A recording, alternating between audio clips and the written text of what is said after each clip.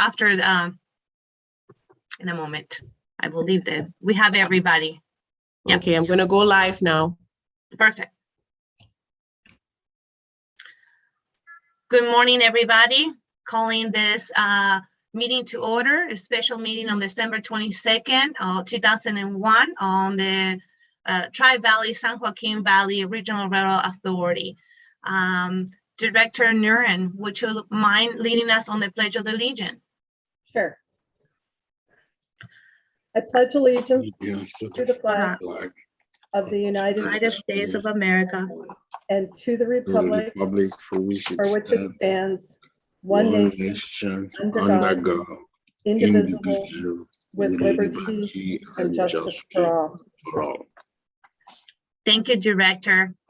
And before starting the meeting, I just want to take a moment to thank each and every one of you for making the special meeting. I know everybody's very busy with the holidays, and you making the time to attend is very meaningful to our staff, to the project, and to all of us. I want to wish everybody happy holidays. I sincerely appreciate the commitment that all of you have done. I really appreciate the commitment that all of you have done towards the board and to the work that we have started. And I am really astonished in a good way on how fortunate we are and how fast this project has been moving forward in such a short time. I also want to thank our executive director, our deputy director, and staff for guiding us through the successes and the milestones of this year. There have been many. And so for that, I want to express my gratitude and thankfulness to all of them. And with the recent passage of our federal infrastructure bill, our staff is diligently working and engaging on state funding opportunities. And as we embark on those opportunities, we want to make sure that we bring the board along the way. So you guys are going to probably have update periodically of what opportunities are up there. With that, I don't want to delay it and just keep moving. I know it's we have a short time and a long, meaningful agenda. So with that, can I ask Candace for a roll call? And if I can ask for directors to mute yourself, and then unmute only when you are ready to speak. There's some background noise. And Candace, would you mind doing roll call, please? Okay. Director Kinjo. Present. Director Cantu.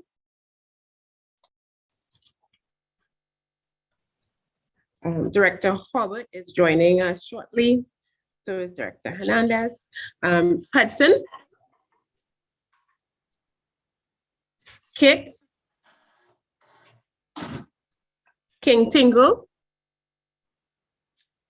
Present. McPartland. Neeram. Here. Rickman. Here. Stepper. Here. Vargas. Here. Warner. Here. Wright. Present. Zuba. Here. Chair, you have a quorum. Hudson, here. Hudson's in. Okay, got it. We can miss you, David. Thank you for joining us. And before going to public comments, I want to, we have our counselor ready to join in. I want to just have every now and then a little reminder of the protocols.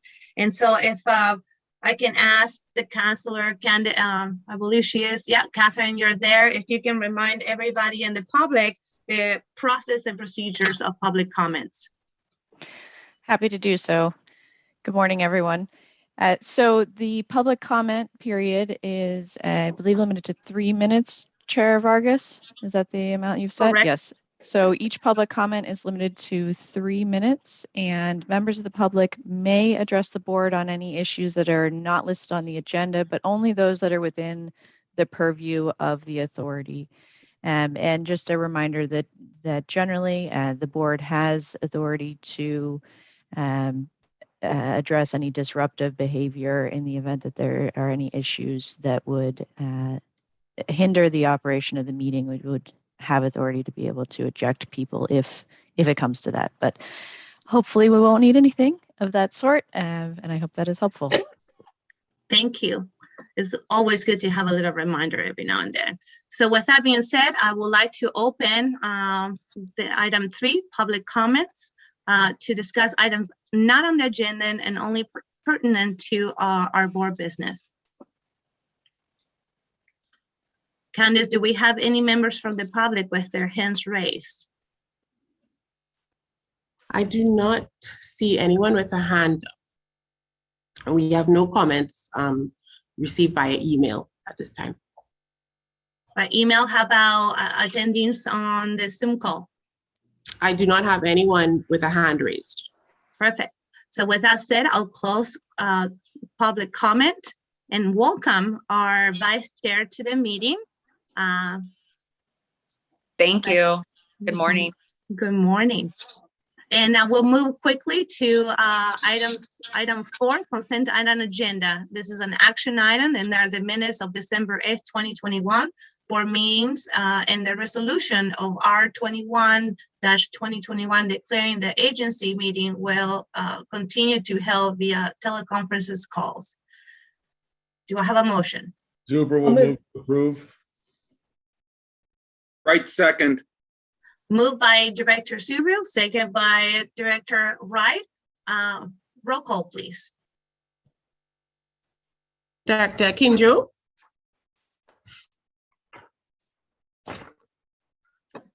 Kinjo. Oh, Can't you're you? muted. Oh. Here, please. Here, ma'am. Thank you. Is that yes to the minutes? Yes to the minutes. Yes. Did we get Director Cantu? Hernandez? Yes. Hudson? Yes.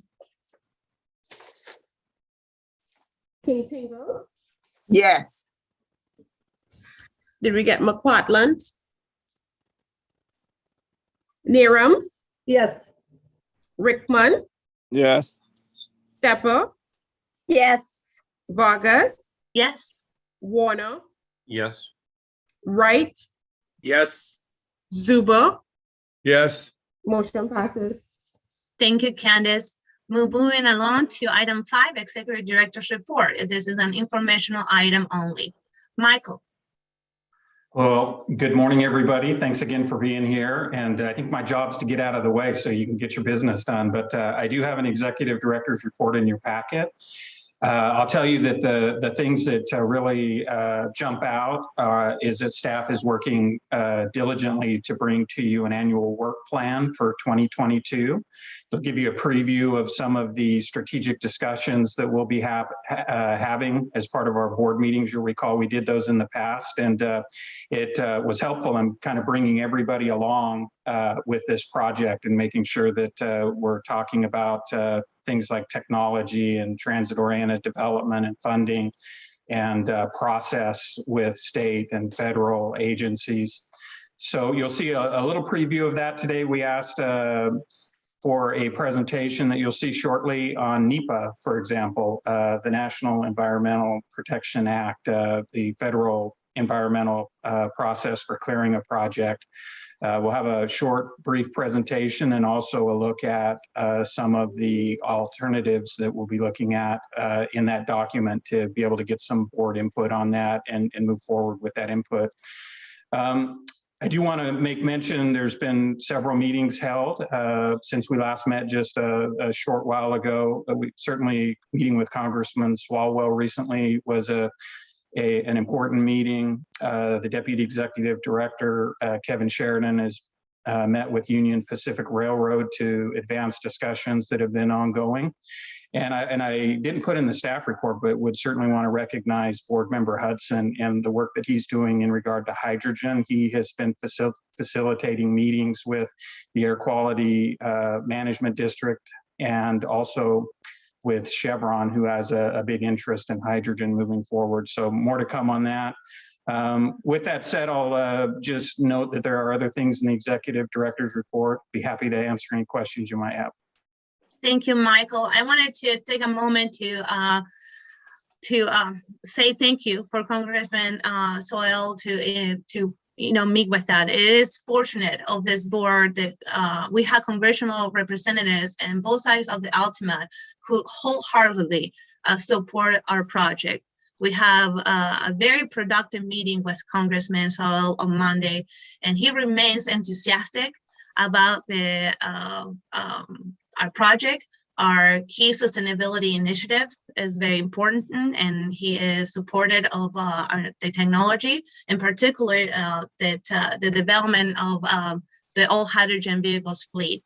I'm also happy to see our Deputy Executive Director meeting with Union Pacific Railroad and advancing our projects on that direction as well. I'm looking forward on January's meeting on an opportunity to review the 2022 annual work program. In particular, I am excited that we will be, initially meeting the strategy discussions and make a robust program on the community outreach. I want to follow up that I did have a subsequent phone call conversation with Congressman Josh Harder, and we're looking into opportunities to create more community outreach and information. So more to come, and I can't wait for what next year's going to bring. And I can see this project moving forward in a very rapidly way next year and getting us ready for the next step. With that, I will open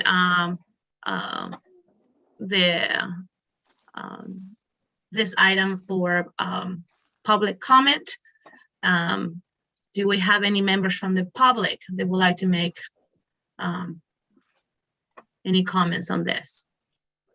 I do not have any members of the public with a hand raised. Perfect. I'll bring it back to the board for board discussion or comments. And I see Director Warner. Bob, please. I just wanted to thank Director Hudson for advancing hydrogen. Way to go, Dave. Good job. He's being shy? No.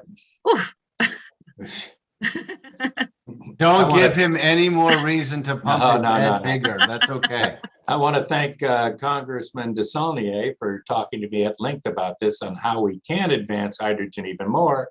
And he gave me his own personal number to give to Mayor Hernandez, and I've spent the last 10 minutes looking for it. I probably threw it away.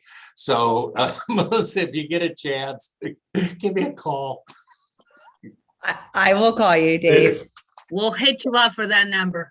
I know. And I just wanted to add very quick, Chair, is, it was great to be able to sit and have a one-on-one conversation, or three, and, how many people were in the room with regards to, Congressman Saul still being very excited about this. And then also now adding and having former Mayor Pete Buttigieg hopefully come to California so that he sees the excitement, since now he's at the top of the line for transportation through the US. So to be able to have those eyes on Valley Link is and will be pretty amazing. And I'm excited to also have Congressman DeSaulnier on board because he has been there for a very long time. And I know that he's connected very well with many, many other people at the federal level.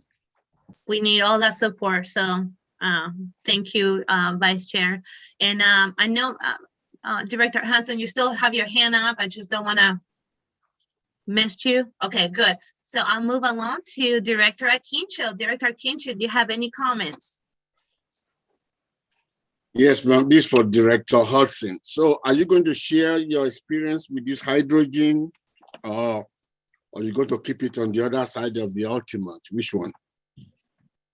Yeah, in fact, I think the bigger part of it is going to be what we can do when we meet with the Air District on the other side of the Altamont. To me, the biggest key to this whole thing has always been, and this goes back to when Supervisor Haggerty and I were on Mobile Source, is getting these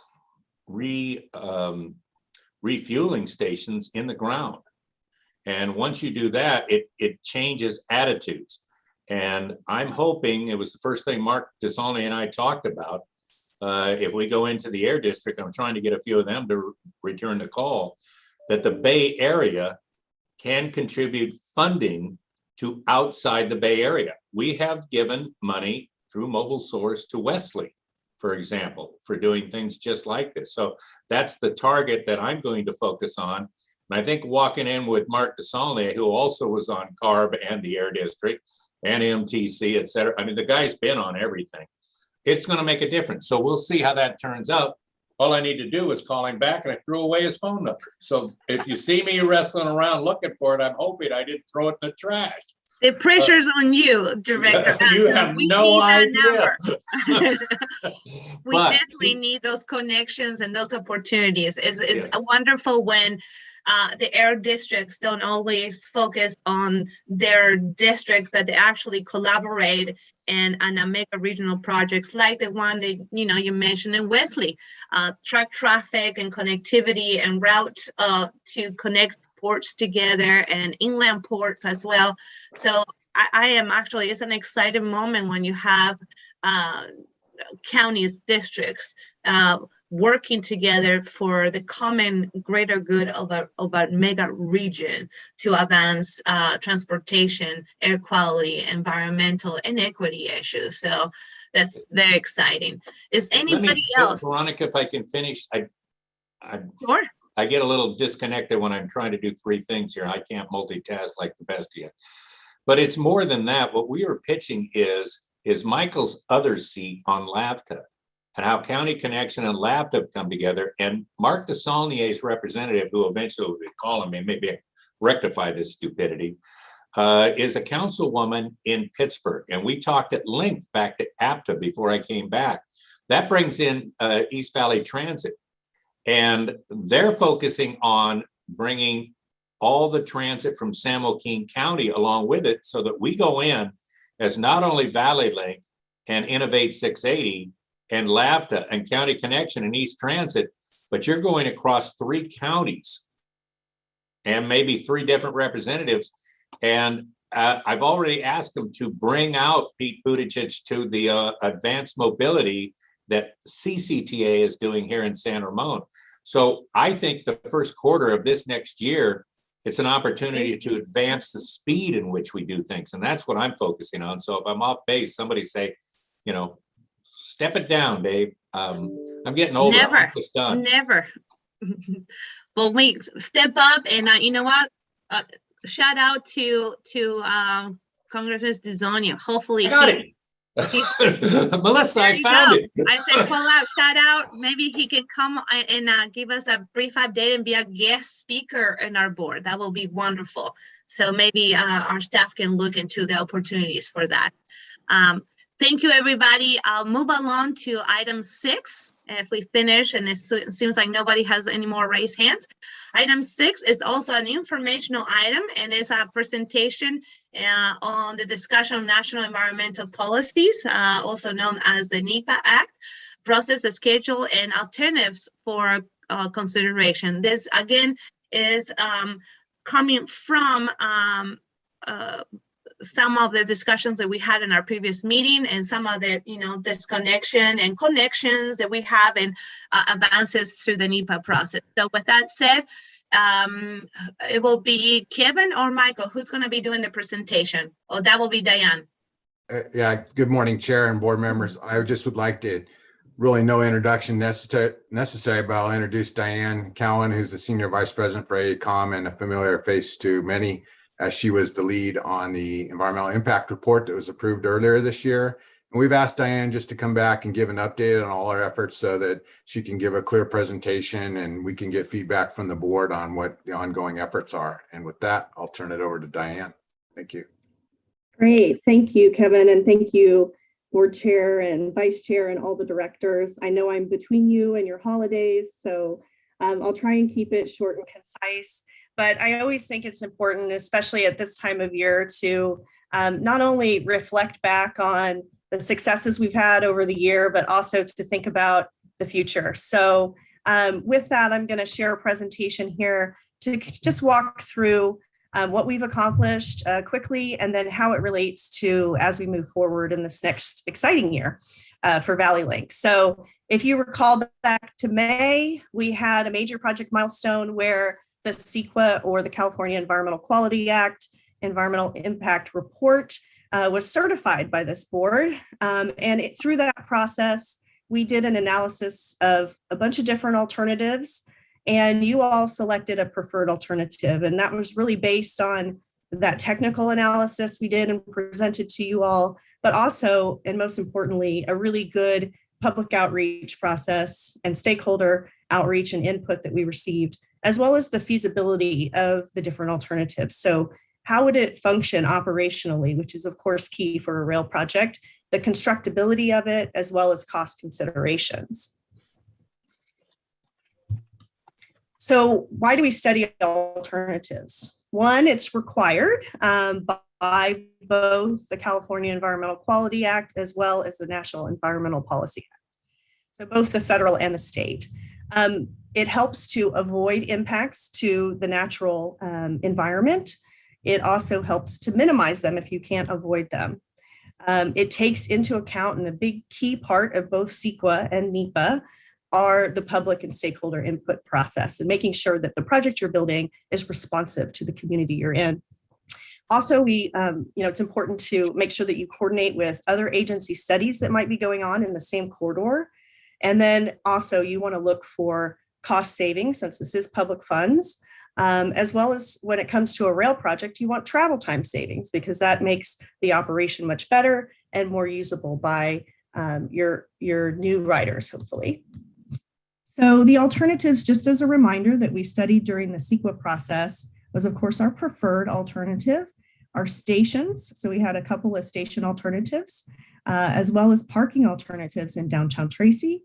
We had a alternative for the operation and maintenance facility, and we had an alignment alternative, at least a portion of one. So as a reminder, again, in May, this is the CEQA certified alternative that you all moved forward with. So going from Devon Pleasanton to North Lathrop, and you actually selected a couple of the alternatives in this CEQA certified alternative. For example, the Mountain House alternative station location and the South Front rather than the Greenville. So with that, I wanted to kind of show you, because it's always good to continue to think about the construction side and actual implementation of when you can start running the project, right? So just to look back quickly, we've had some great successes again. The feasibility study, for those of you that were on the board at that time, we went through a couple of years of really detailed analysis and came up with defining the actual project concept. So was it rail, was it bus, where the stations were generally going to be, also what types of vehicles might we run, et cetera. So we also built consensus during that time, and working with the public especially. We then moved into the California Environmental Quality Act, or CEQA, which we completed last year. That, again, as I just represented, looked at several alternatives and resulted, of course, in our preferred alternative that we're moving forward with. So now the exciting part is we're really digging into the National Environmental Policy Act. And with this, since we are in I-580, we have potentially two lead agencies. So with I-580, we are, of course, having some impacts to a federal highway system, since we're going to be modifying I-580. So therefore, we need to work with their delegate in the state, Caltrans, or the California Department of Transportation. And so we've been working with them over the past 2 years, And another great milestone last year that we had just recently this year. I keep saying last year because I'm already in 2022, apparently in my. So with the Caltrans, we did receive approval of the first step in their process, the PSR PDS. So that's the project study report. The next phase for us with them is the project approval and environmental documentation, or PAED. Lots of acronyms in this, so I did have a cheat sheet for you all. So I apologize if I don't hit them all when I'm talking. So that is there for reference. So with that, since we're impacting I-580 and doing some modifications there, we will be working for Caltrans to continue to complete their process. So that PAED, the ED is environmental documentation, which is NEPA.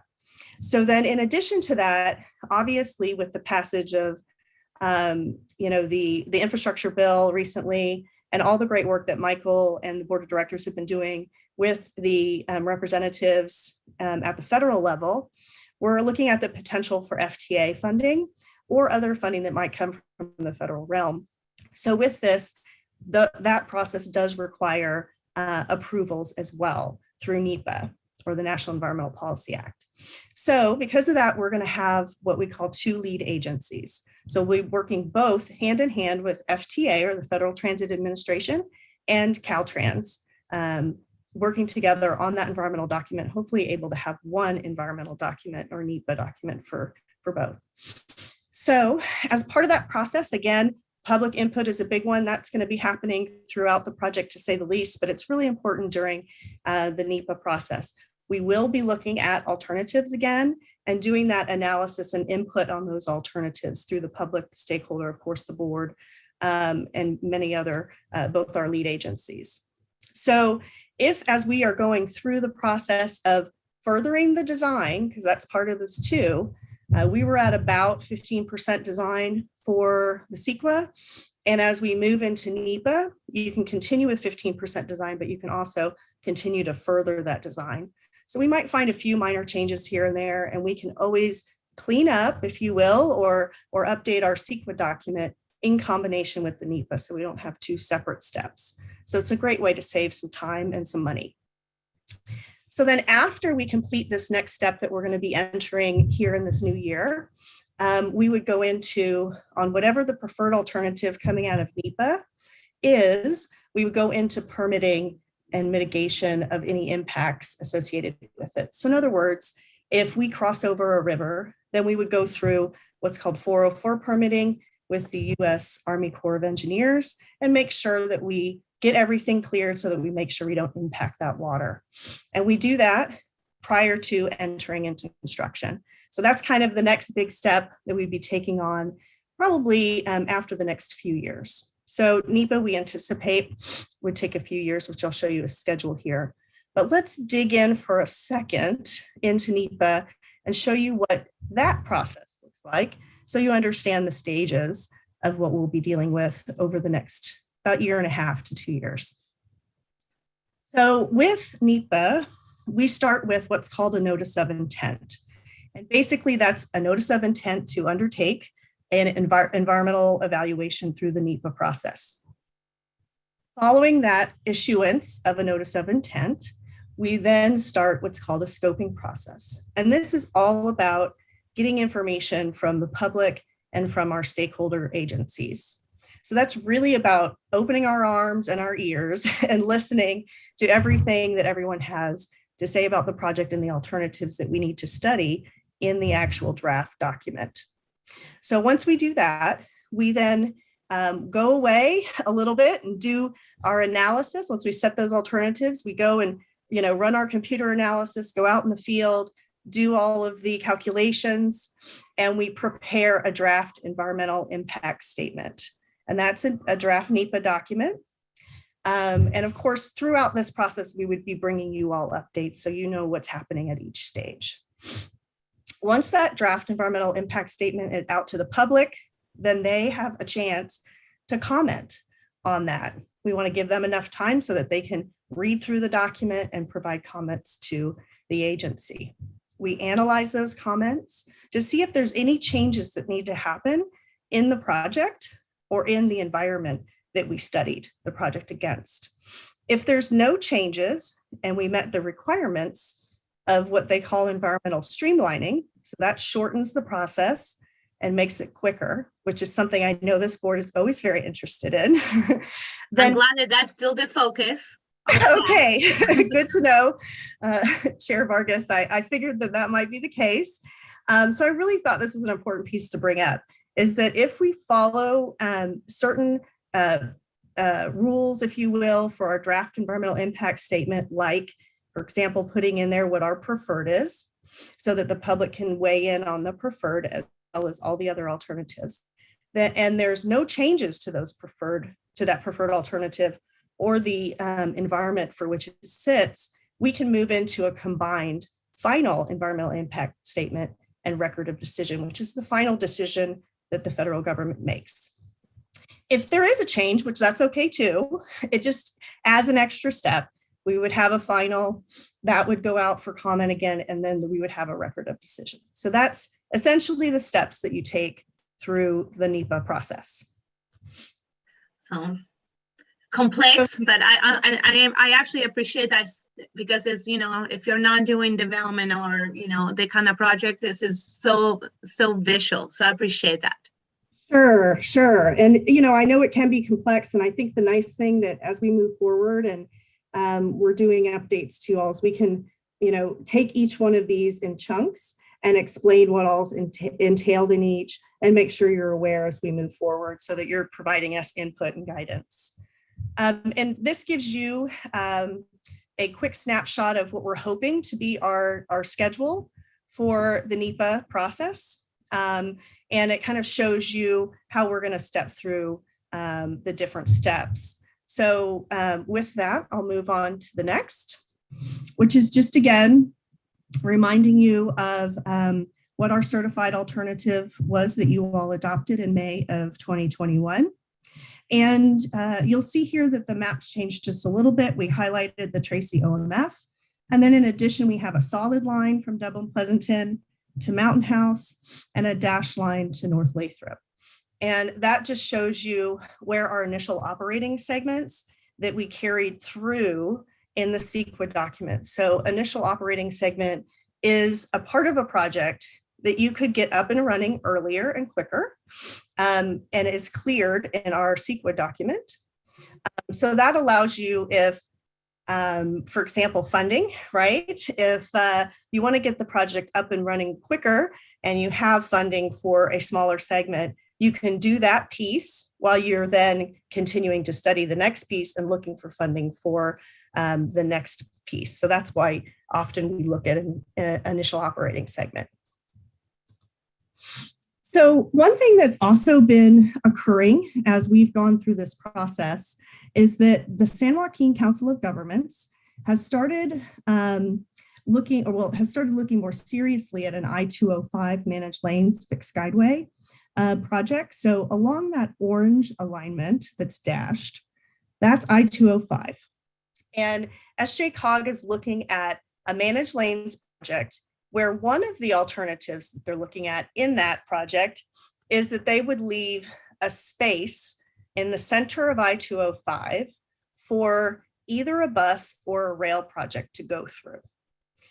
So they've just started their Caltrans project approval ED, which is what we're about to go into, but they just started that process. And this is one alternative in it.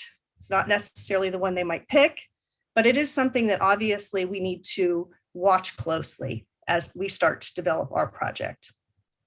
So one thing you'll notice in the red circle is that there's really there's not that connection to our project necessarily, at least in this initial portion. The initial portion that they're studying basically goes to the San Joaquin County line, San Joaquin Alameda County line. So again, there's a little bit of a gap there. So one thing that we started doing was looking at, one, how can we connect with that potential future project? And then two, how can we take what, if you all remember, our Altamont corridor, is very curvy, right? Because it's that Southern Pacific Railroad from the 1800s. So it's really curvy to get around every hill and mountain, et cetera, in the Altamont. So we've started looking at opportunities to straighten some of that, because that allows you to speed up the travel time, which I know has also been an important factor for the board, trying to make sure that Valley Link is most attractive to individuals, trying to get them off of the freeway, right? So we've been looking at that, and also looking to, okay, if we provide an opportunity for a Mountain House station on the north side of Mountain House, that also answers some of the public's, from Mountain House side of the equation, their desires to have a station that's a little bit closer to them physically. So with that, we took all those things into consideration and came up with an alternative alignment, which is here in green, to our CEQA certified, which is in blue. It connects to a potential SJ-COG managed lanes project in orange. And importantly, it allows us to not only potentially use the orange alignment if that moves forward and it looks best to the board and to the public, but it also allows us to keep on the existing certified alternative as it heads south down to the Tracy OMF. You'll see the green line dips down to the Tracy OMF. So either way, this alternatives allows us to take advantage of whatever alternative the board decides to move forward with in the future, and what looks best from a cost perspective, from a public perception standpoint, from an operational perspective, from a travel time, et cetera. So it really allows us a lot of flexibility. Diana, I'm going to pause for a moment because I see some hip movements and some raising hands on this slide. Sure. Which actually, sure. I'm so glad that this was prepared, because there's been a little bit of confusion in the Central Valley about what is going on and how. So this actually graphically explains a little bit of what is really the opportunistic moment of this board on partnering up with another agency to make this project perhaps even better. So I like how flexible the dynamic of our staff and you and the mindset of being very cost effective and mindful of the needs of each community. With that said, I don't know if Bernice, I saw you moving your head and I know that you're having technical difficulties. I don't know if you wanna and then I will move to Paul.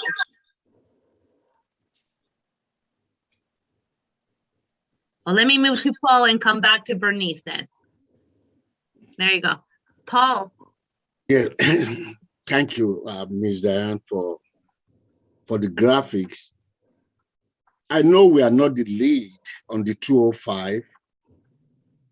What exactly, if you can explain, how far has SJ-COG, what is their movement with Caltrans and their outreach? And because the answer I always get is that is not our project. So we are not supposed to have any information concerning that.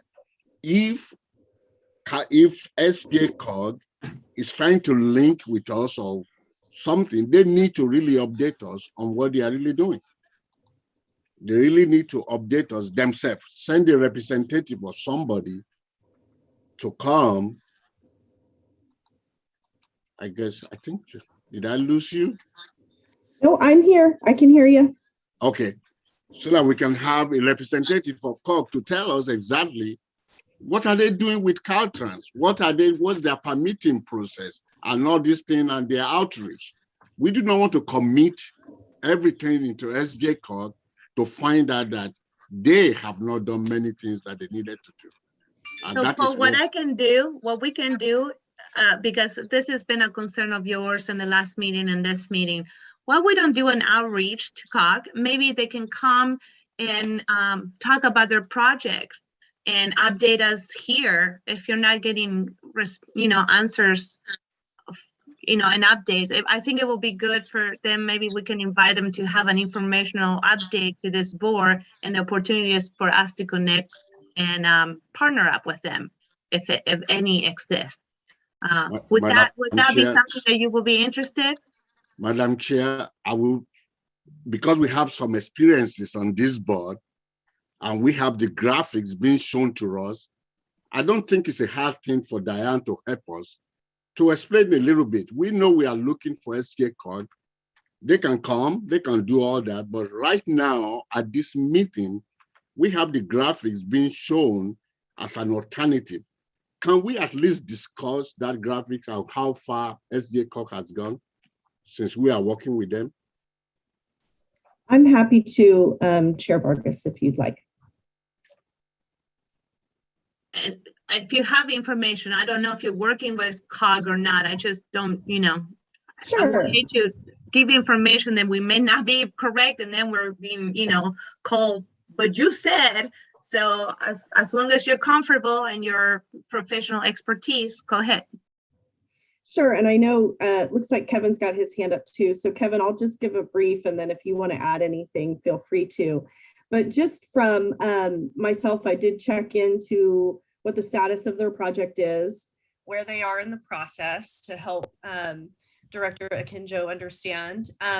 If you recall in the presentation I just made, I did have kind of our steps, right? And I talked about the fact that with Caltrans, you go through a multi-step process. The first is that project study report that we just completed this year. They have completed a project study report. They did actually an early one back in 2017. They then came back in, I think it was 2019, actually Valley Link, Michael Tree, and myself worked closely with SJCOG on their congested corridors plan. And our focus was really making sure that Valley Link was represented in that and included.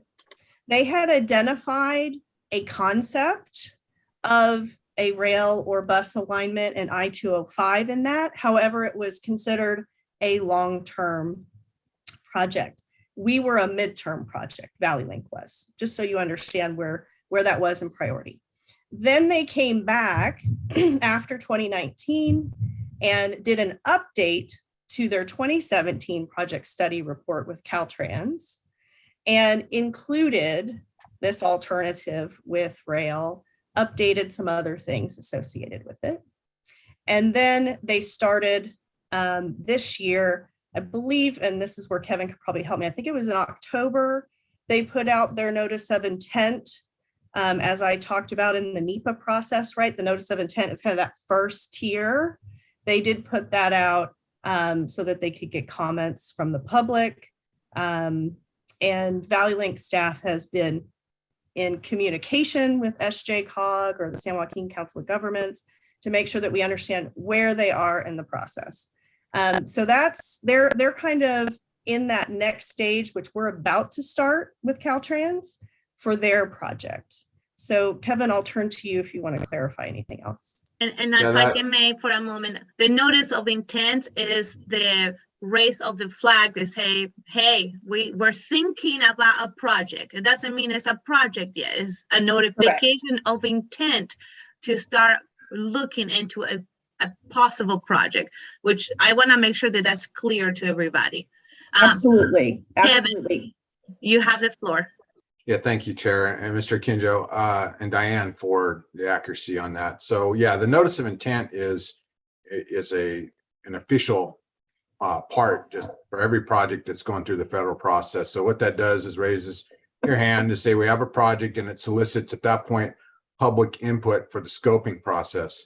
So that occurred on October 1st for their public comment period. I think it closed November 1st to solicit comments from the public on what the public would like to see in or on that project. And I believe in talking to the Caltrans project manager, there was a number of comments received about having a rail station. So they are now responsible on their own to go out and figure that out. However, obviously we have a project too, so we need to make sure that we're aligning any studies to be consistent. Otherwise, no one gets approved in this stuff, or it becomes very complex with FTA or FHWA on when they get to a preferred alternative on how to select that.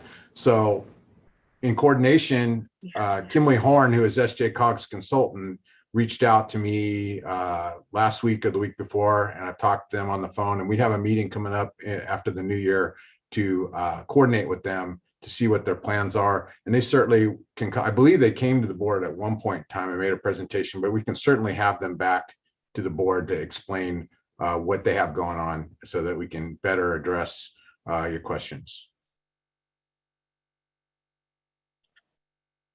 Thank you, Kevin. Director Akincho, any follow-up questions? I want to make sure before I move and give the floor to other directors. Well, I just want to thank Diane and Kevin for doing that. But just to lean up, SG Corps cannot do this in a vacuum. It can never be in a vacuum. If they refuse or they hold on to what they have and did not bring it to the public, and I think Diane mentioned something, you have to make the project attractive for the people to ride the train. Mm-hmm. So if we are having all these chunks that is not really visible or not talked about, and it's not our project, and those people that own the project, the alternative, are not communicating anything to those that are going to be affected, that is what the issue is. That there's nothing hard in asking some of these critical things at this stage where the people interest is very much paramount. That's what I meant. Totally understood. Thank you for clarifying the intent and what you're seeking on additional information. And I agree. And I think most of our board, if not all, we have the spirit of collaboration. We know we are a mega regional project, and we are innovators and forward thinkers on how we're gonna try to operate and to the sustainability, to the connections to other agencies. So I appreciate you, staying on point, Paul, and I just wanted to have more clarification. And we can reach out to COG, and if there are times allowed, it will be nice to have them come and present again. It's just ways for us to connect and collaborate with one another. And with that, Kevin, you still have your hand up, but you're good? Okay, then I can pass it to Director Warner. Bob, you have the floor. Oh, thank you. What I'm trying to understand from all of this, I mean, we've heard about the process, and we have the one term in there, the notice of intent. I think what we're getting at is, what is their intent? And is this a cooperative effort, or is this a threat? So I think that's what we're trying to get at, right? So it's one thing for them to come and present, but I think behind the scenes, somehow we really need to know what's the intent, and are we going to have cooperation at the regional level on this, and who are all the players? Because presumably the people that would want what they're doing and what we're doing are the same people. So we've got to get this aligned here. So thank you. Thank you. And I will assume best intentions until something else comes up. I believe that, that we have a common good, but it would be nice to, reach out to the board and maybe, see if they will be willing to clarify the questions of some of the directors. Director Hudson, you have the floor. Yeah, just a basic question. I'd sit on the Council of Governments in the Bay Area, and I know we're really strange. What is the makeup of the Council of Government on the other side of the hill? In San Joaquin, or are you joint with Stanislaus? Is it just San Joaquin? What is the makeup of your MPO, and who are you looking at? I mean, 5 people from Stockton and 1 from Lathrop, or can somebody give me a simple answer? I don't want to put any of our directors on the spot, but we do have several of our directors that are serving currently here. They are members of COG. And if one of them would like to share some lights, we welcome your thoughts. Starting with how many members? We're 36 or something like that. Leo, can I call it, or Mr. Rickman? One of you two, I know that both of you serve. If you guys don't mind clarifying or answering the questions. It helps to know what you're up against.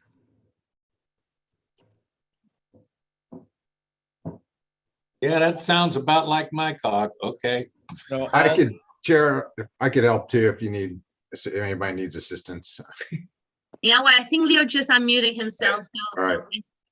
and yes, there are 12 people on the COG board, 3 from Stockton, 3 from the county, 1 from each of the city. 7 city. Yeah. And I don't know what else.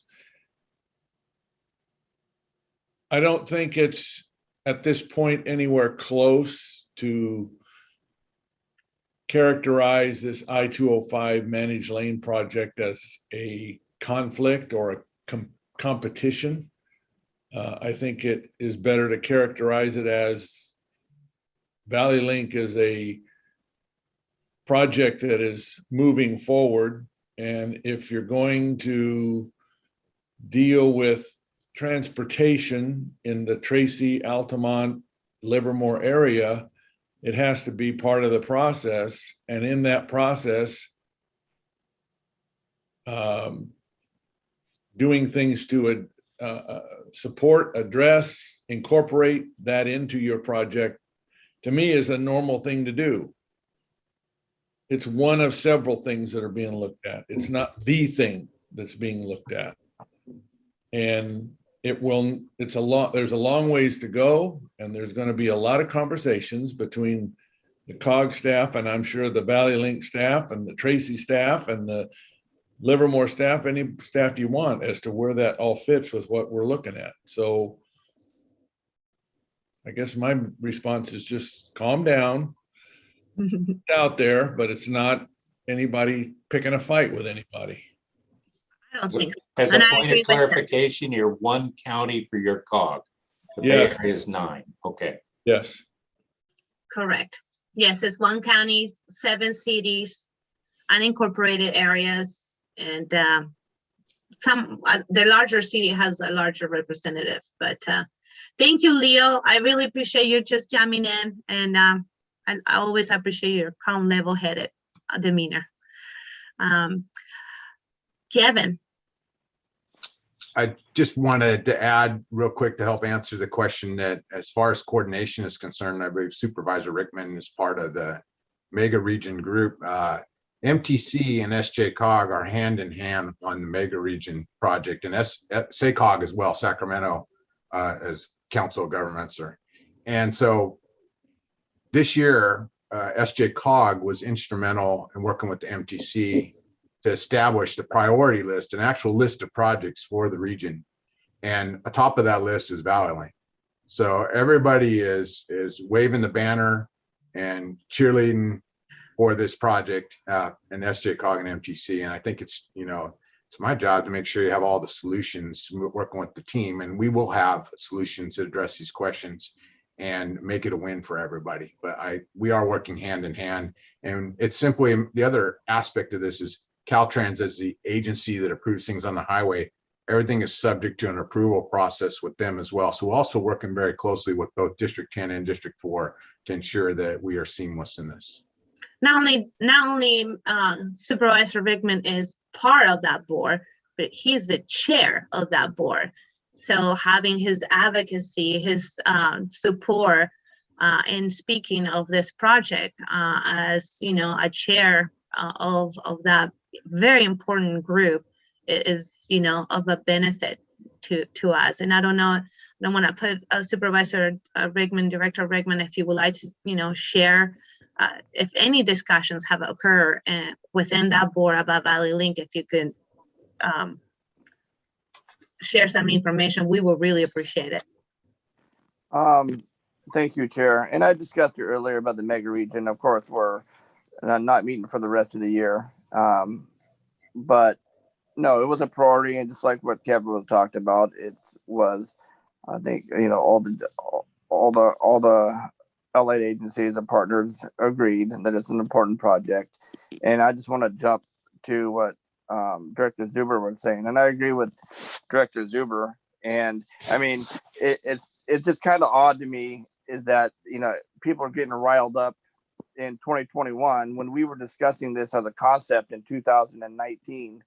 I know yourself knew about it, and so did Mr. Tree. And I've spoken to Mr. Tree about it multiple times, and I believe I have a meeting with, check my schedule, it's you, Mr. Tree, and I believe Kevin here next week, as I believe.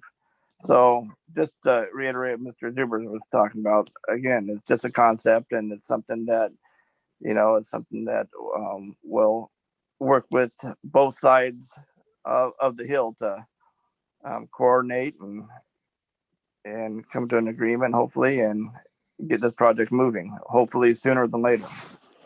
Thank you, Supervisor Rickman. And I want to, share before I go into Director Hansen and Bernice.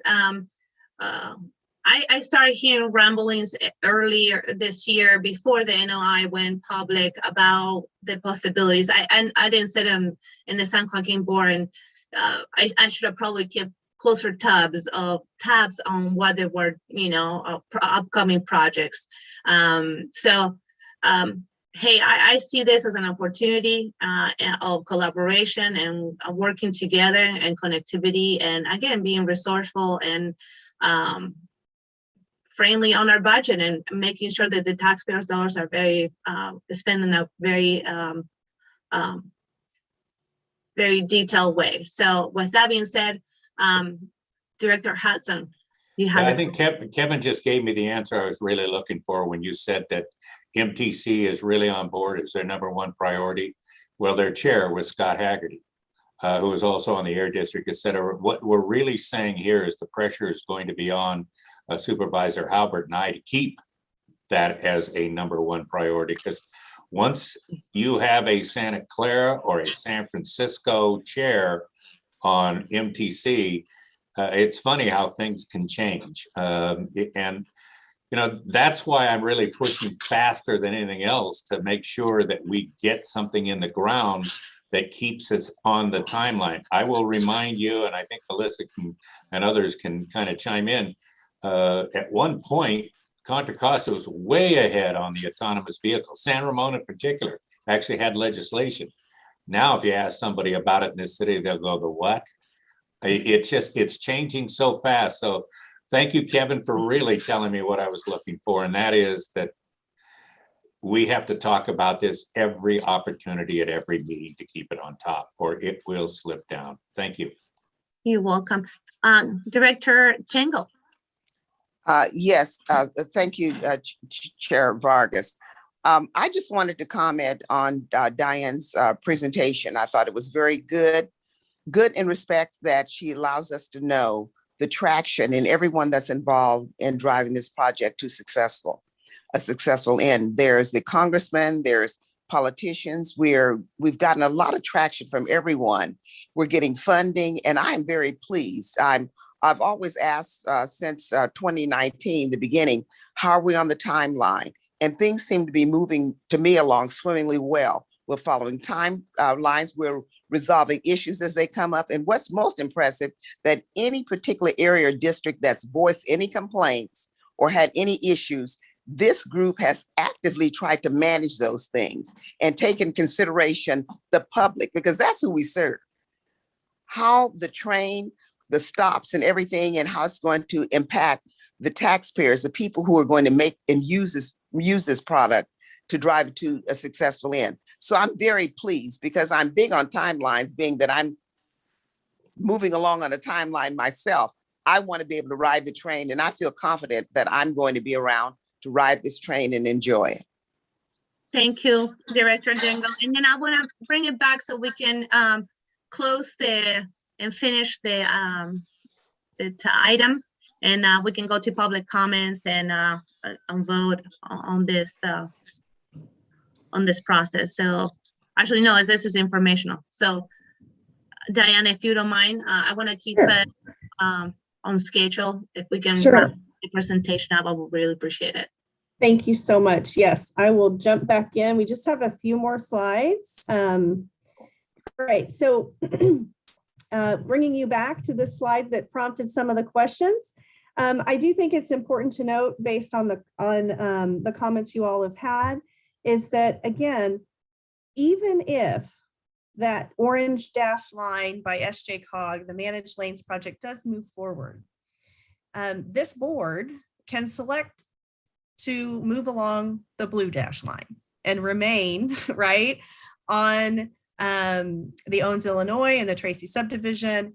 This just provides you another opportunity. So I think choices in life are always a good thing, and you never know what life's going to throw at you. So I think this actually it bodes well for the project. It provides us a fail-safe, another option as we move forward.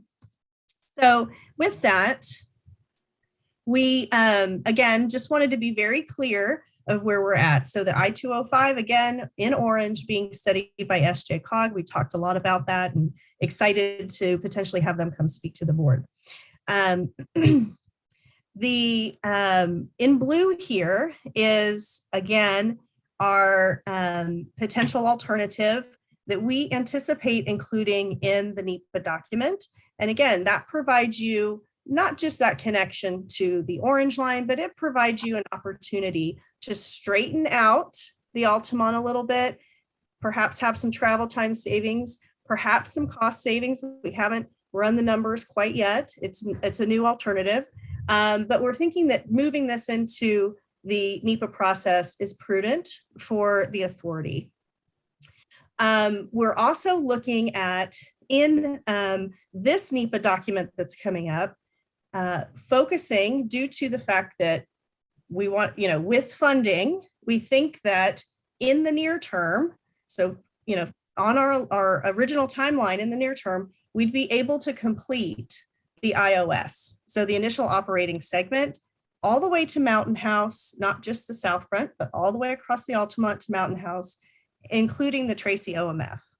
So with that, we're hoping on this NEPA document, and again, this will come back to the board for an actual item where you vote and make that decision. But at least on the staff side, we're thinking it's most prudent to move forward with a NEPA document that focuses on what can be built with the funding we think is relatively, I won't say easy because it's never easy, but relatively reasonable to get in the near term. And so that's focusing on the blue solid line, potentially being able to use the green instead of one part, but really focused on that IOS in the NEPA document. We could then have a separate NEPA document that could run along just a little bit after or in tandem, depending on how the board wants to do it, for looking at extending the project from the Tracy OMF out to North Lathrop. Okay, this allows us to separate the project into two chunks, as is typical with an IOS or initial operating segment. It allows us to move forward with the federal government on potential funding of that shorter segment. One thing that the feds look at is how much match do you have, and is it enough that we feel comfortable that we could bring money to the table and you're able to build it very quickly in the near term, right? That's one of the things they look at. So we think from a staff perspective that focusing on that IOS is probably our best bet for getting stuff dirt flying, right? And people on a train in the near term. So again, we'll bring this back to you. We wanted to just raise the flag, highlight it to you all, being very front forward about that. And then we'll bring it back to you with a more detailed focus on it and for vote, in the coming year here very, very soon. So with that, we kind of, again, focus in on the iOS. That gets us to both sides of the Altamont, which is great. We've always had that as a goal. It allows us to, again, look at an alternative, the green or the blue. And the green allows us to potentially use the orange if we like, or stay on the blue alignment all the way to North Lathrop in the future, as we would, whatever the board chooses.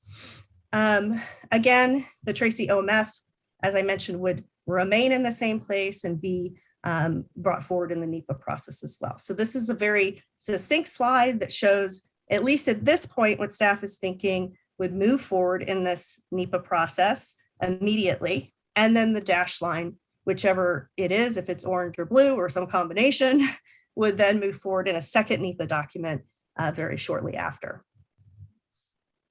So that's kind of a picture of what would be the second NEPA document, either the orange or the blue, or maybe both alternatives could go in depending on how the SJCOG study progresses.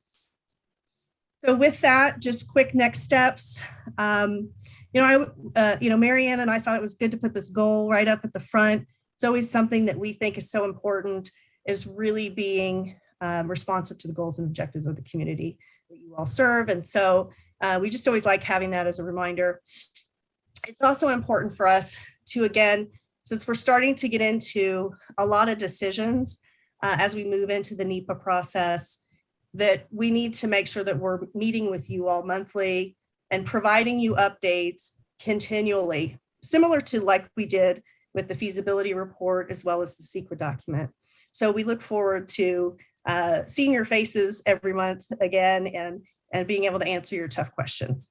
So public and stakeholders, they're also very key to this process, as several of you have mentioned today. So we're going to kick that back up again and continue to have good touch points throughout the community. We obviously, as our two potential lead agencies, Federal Transit Administration and Caltrans, we're going to continue coordination with them. Staff has been doing a great job, executive director and deputy executive director, of coordinating with them. They're going to continue that. We're going to complete the cooperative agreement is required. It's a cooperative agreement between Caltrans and the authority here to kick off the project approval and environmental documentation phase that starts our NEPA process. And then we're starting to prepare that notice of intent for NEPA, and we hope to publish that here early in next year. Of course, the consultant contracts you all have been talking about over the past several board meetings will come back to you as well. And we'll continue to coordinate with SJCOG on the I-205 project. And then, of course, we also want to, again, public funds. So one of the really expensive parts of our project is I-580. And so we want to work with Caltrans and Alameda CTC to look at any cost-saving concepts or ideas that we could do to kind of skinny up that part of the cost estimate. So we'll continue to kind of try and look for great saving options that still provide a really good service for the boards and the public. So that's the end. Perfect. And I will open it up now to public comments, but before I would like to, for public comment, just in case, can we put up the map and share the map with the orange, the blue, all those lines, so we have context? Sure. I just want to make sure that we give people context on that. And it looks like we have somebody from the public wanting to make a comment. So Candace, can you open it up to public comment? Sure. We have one member so far with the hand raised. Vaughn? I'm assuming you can hear me. I'd like to underscore what Director Hudson had to say about whoever's leading the MTC or whatever, the head of the organizations. Going back, the only reason this project has any legs whatsoever is because Scott Haggerty was the head of the MTC at the time and he drove it. When somebody else takes the ball and goes in a different direction, I think Director Hudson was absolutely correct that this project will be meaningless. In my humble opinion, I think it's a waste of time doing this project in the first place. But I mean, the only reason it's going is because Supervisor Haggerty started it. The 205 thing for San Joaquin, they're just building more roads. And this is a problem with rail throughout the Bay Area and California. As long as the roads get 90% of the funding and rail has to fight over the little scraps at the end, we're never going to have a rail system that's of any benefit. Your own EIR says you're going to carry 20,000 people over the Altamont by 2040. It also says that the increase will be 64,500. That's not even a noticeable dent in the traffic. It'll be worse in 2040 than it is today, even with this project. And even if this project carried twice as many as it projected, it's still not going to make any dent in the traffic that's going over. You can't fight that 90% road and barely 10% for transit. It just doesn't work. And when you have one person driving things, the direction of where the region's going for 4 or 5 years at a time, that's just born corruption. You can't really get anything done that really needs to be done that way. It's just a bad system. And you're just part of the, you're participating as best you can in what is a bad system. It's just bad government. It just doesn't work. Thank you. Thank you, Fong. I appreciate your comments. As a point of order, I don't believe that is, I respect the comment, but I don't think that is quite true or the fact. This is a mega regional project with a lot of minds and a lot of different people coming together for the benefit of a mega region solution to thousands and thousands of people. Roads have limitations, and we are experiencing that. And most of us understand that you can't keep expanding freeways. It just does not work. And environmentally, that is not the direction of the state of California. And that's what this project is part of the state of California planning.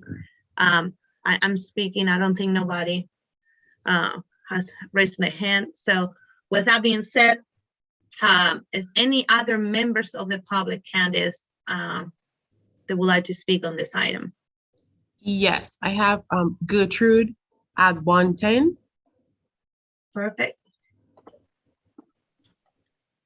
Go ahead, Mr. Abranton. Can you all hear me? Yes. Okay, good. Thank you very much. This is my first time attending this meeting. Before now, I've been reading about all this project, and that was part of the research that I did, my husband and I, before we bought our home in River Island. So just like many other people, I still work in Oakland, and I want to, have a better commute. Just like many other people, look forward to a better commute. I believe that even if the person that starts the project is not there, as a community, we need to push forward for this project to start to move better and faster and harness the federal government funding to start the part that the federal government is going to fund. Strategically, we should be able to put forward that foot where we know we're going to quickly get money, start that part, and then move forward with the other areas.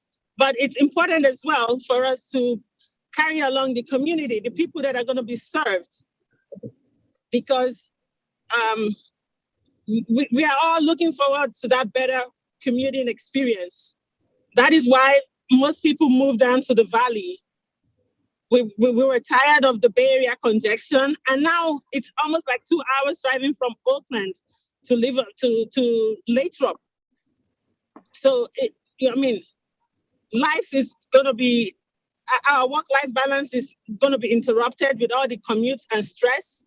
We drive 2 hours back and forth to work, and we get home, we're tired. We can't even, do anything meaningful to, for ourselves.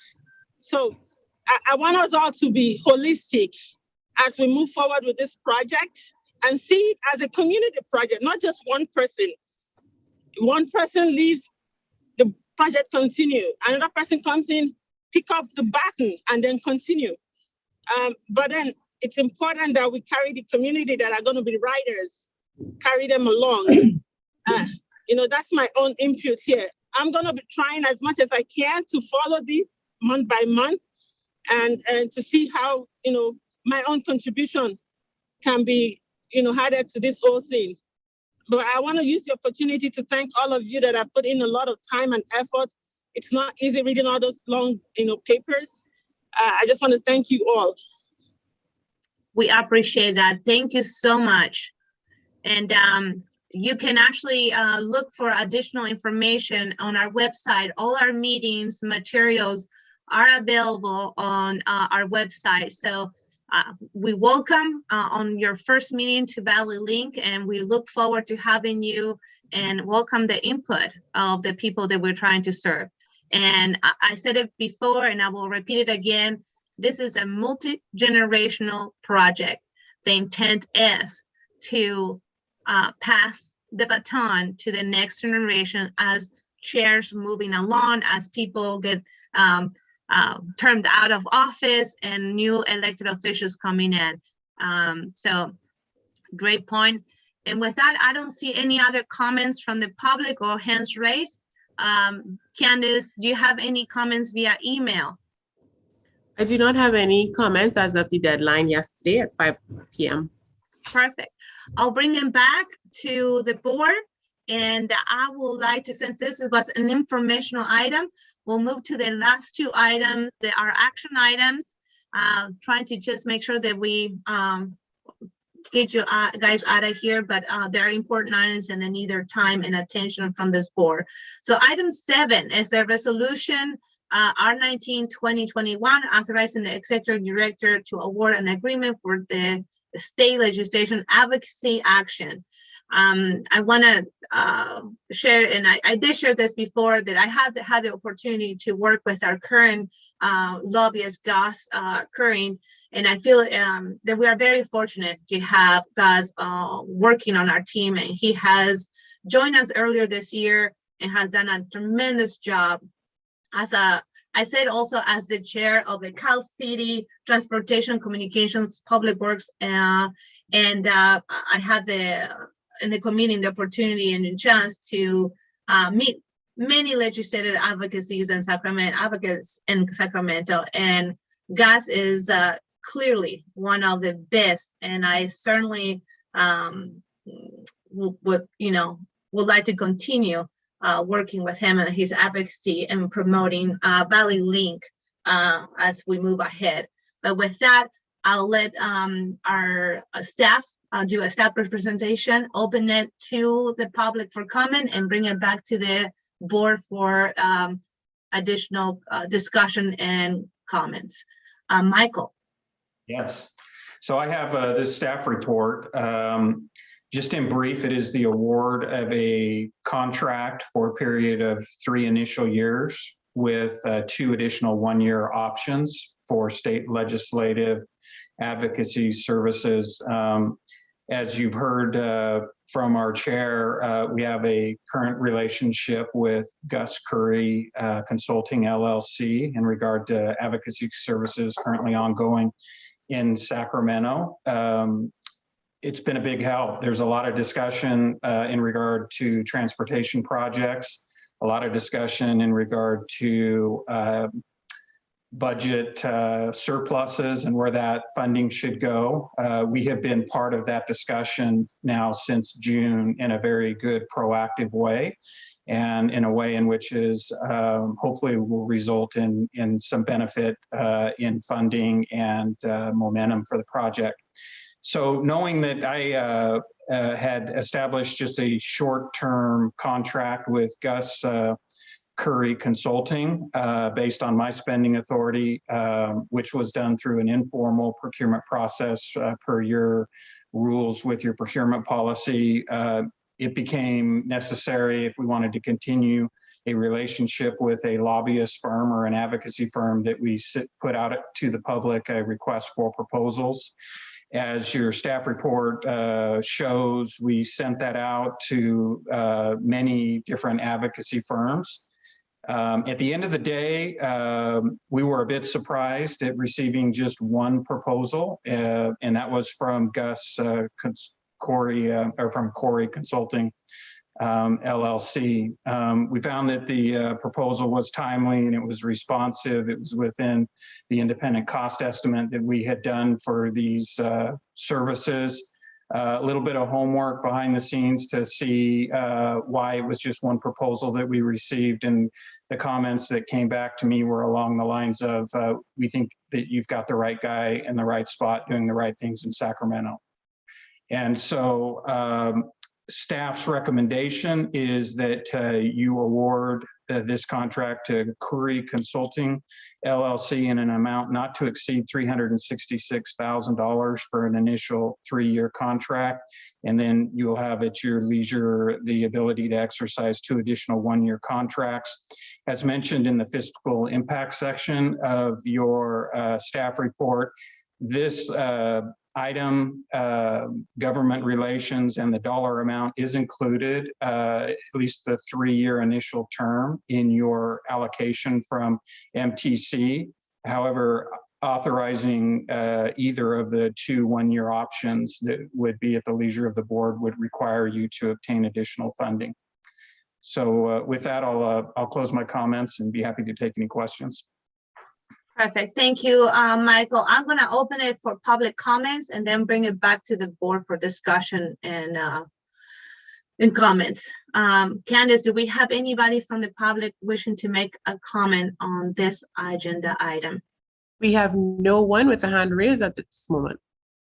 All right. Any emails? No, the email cutoff was 5 p.m. yesterday and we haven't received any. Thank you. I'll bring it back to the board for board discussion. And I see, Paul, you have your hand up. Director Akinjo, would you like to make any comments on this item? Yes, Madam Chair, I do. Go ahead. I don't know if you can hear me. Okay. Thank you, Michael, our Executive Director, for bringing this up. But when you look at the background discussion on the staff report, it said 18 firms were sent the RFP. And according to him, I mean, I'm surprised too that only one, I have nothing against what he's chosen, but only one responded on time and responsive submit of the RFP. I was just wondering, did we do any due diligence to make sure that other people are able to contribute to the RFP before we close it and select only one? Knowing fully well that the one we have chosen is good, I don't have no problem with any of those firms, but 18 and only one, it needs to, I think we can do some explanation to why people do not want to join or whatever. So I just want Michael to see what exactly happened out of 18, that only one response. All right, thank you, Director Akinjo. It will be Michael or somebody else taking that. I certainly could take it. I mean, we sent this RFP out to anybody and everybody that we could find that was advocacy in Sacramento. It's, you know, it speaks to the effort, the day and night effort, I think, of your lobbyist, Gus Curry, as to why others didn't propose. Just as some background, after sending the RFP, we also sent, you know, the RFP contained information about a pre-bid conference, an opportunity to talk with staff about the scope of work, to identify any issues that there might be with the RFP. And I believe, and you can correct me if I'm wrong, Candace, but Gus was the only one who attended that pre-bid conference in an effort to learn more about the scope of work or to talk with staff about that scope of work. Additionally, we offered an opportunity for questions and comments through a formalized process with a due date, and it identified that we would turn around information within a given due date. None were received. So, you know, when we received only one proposal, basically, it was just, you know, in talking with some of these advocacy firms, it was just really apparent that they felt Gus was doing a above average job with the agency and getting the project circulated in Sacramento, discussed in Sacramento, and part of potential deals with other transportation projects.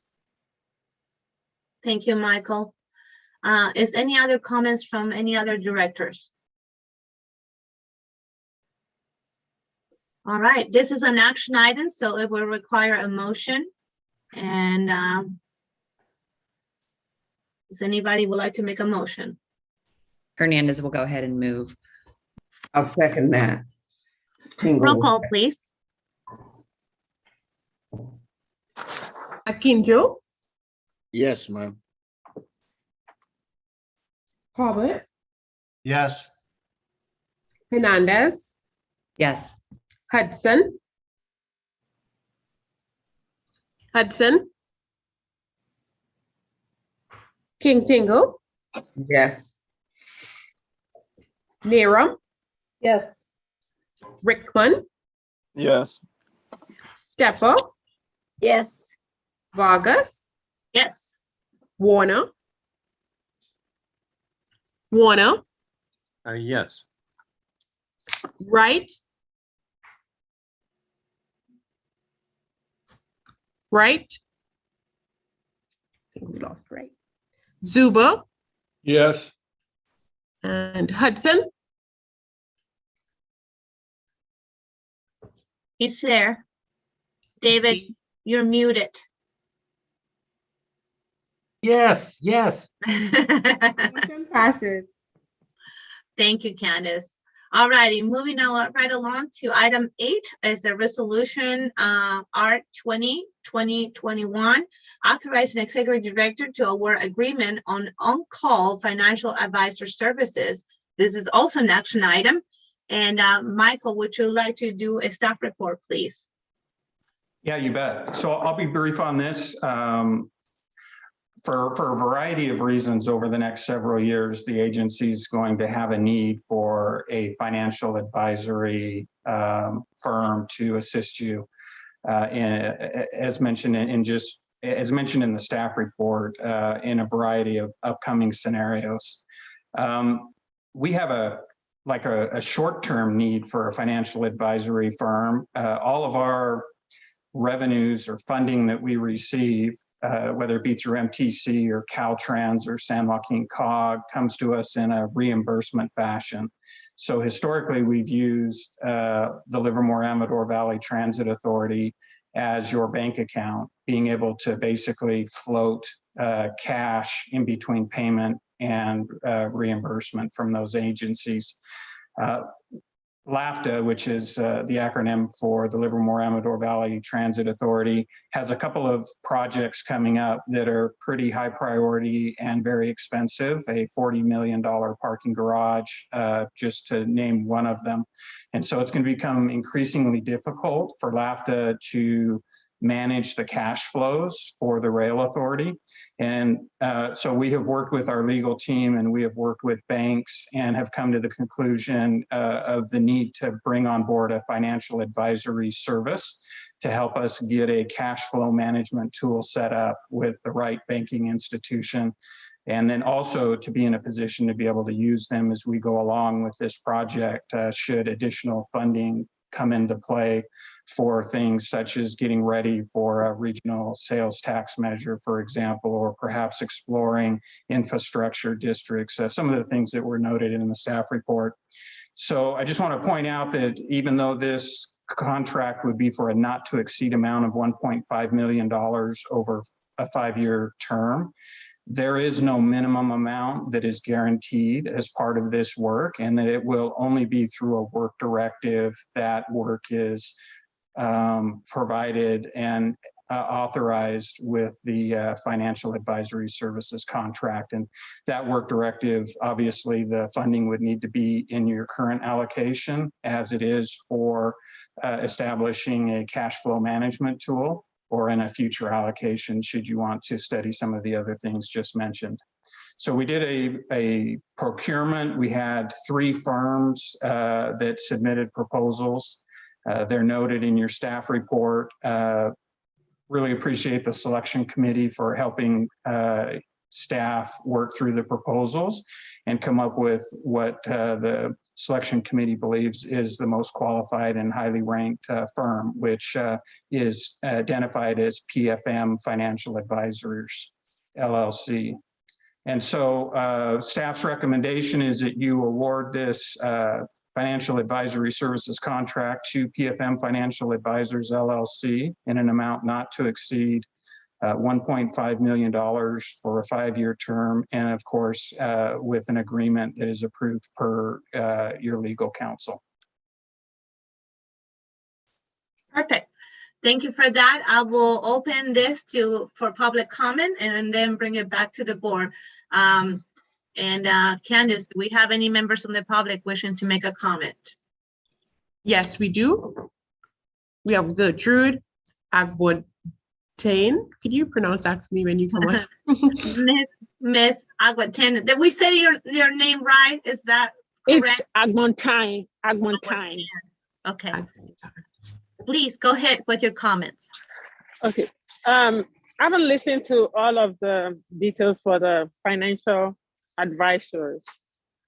I totally understand the need to get an independent advisors to help us manage this project. Was this reviewed? Was this proposal sent for request to other advisors to bring in their, like a quote, a proposal for this before a final one was chosen? Or is this just a single agency recommendation? Because we're looking at an advisor that's going to be servicing the county of San Joaquin and also Alameda project. So is this advisor a single-handedly, recommended advisor, or from a selection of qualified advisors? That's one. Two, because this borders on integrity and also independency of this advisor to come in and do their job. That's because as we move along, if we're going to have a 5-year contract, you're going to get somebody down the line that's going to be asking all those questions. So I would want us to be proactive in asking those questions now on how we, get those external contracts out. Yeah, that's my question on this one, because I just only heard one advisor, one recommendation, and we're going to be working on adopting that. So, yeah. Understood. Thank you so much for your question. Is any other questions? Oh, that is your only question. That is my only question regarding that. All righty. Thank you for your comment. We will address that in a moment. Is anybody else that would like to make a comment? Seeing none, I'll close the public comments. Michael, would you like to please explain how we came up to recommend this group and only this group? Yeah, so after completing the request for proposals, we put it on the agency website. We advertised, Candace, correct me if I'm wrong, but I believe we advertised in the paper. I remember talking about the advertisement itself. And then we conducted targeted outreach, which was just identifying what firms are out there in the marketplace that do financial advisory services. I believe Candace held the spreadsheet, but in the end, I think we targeted 40 different firms just to give everyone an opportunity to make sure they knew it was out in the marketplace and have an opportunity to provide a proposal. Those 3 proposals that we received were highly qualified firms for the work. And it was just skillful questions through the interview process. We did conduct interviews with all 3 firms. And we had skillful advisors on the selection team, such as Tina Olson from the city of Pleasanton, who works regularly with financial advisory service contracts. So I'm really confident that we did everything we could do. We did a lot of due diligence, making sure everybody knew of the RFP, that it was out on the street, and then in thoroughly working through a set of questions and presentations with the 3 firms that did submit proposals to come up with your most qualified firm. I love that. 40 firms and interviewing top 3 and selecting one. Very well done. Director Hudson, you have the floor. Yeah, and focusing on the one that we picked, PFM is not new to this game. They've been doing this for quite a while, and for many people. In fact, I'm willing to move the staff recommendation as long as we never use the term. I'll be brief again. Perfect. We have a motion and a second. We will continue with discussion. Paul, any comments or questions? Yeah, I just have a comment on the language on call. That's a lot of money to be on call. Maybe, Michael, could you educate me on this language term? Or somebody's on call and making $1 million? That is kind of interesting. Could you speak to the language a little bit? Yeah, so on call would basically mean we haven't identified clearly as an agency yet what the work will be ultimately in this contract. And so some of the work could pop up with very little notice to staff, whereas other work could be certainly more long-term that we anticipate and we work towards. Opportunities sometimes can be interesting. You are breaking up, Michael. It's disjointed. I couldn't hear you. I believe you have a connection issue, Director Akinjo. You're breaking up. Any better? I can hear you. We can hear you, Michael. Paul, can you hear us?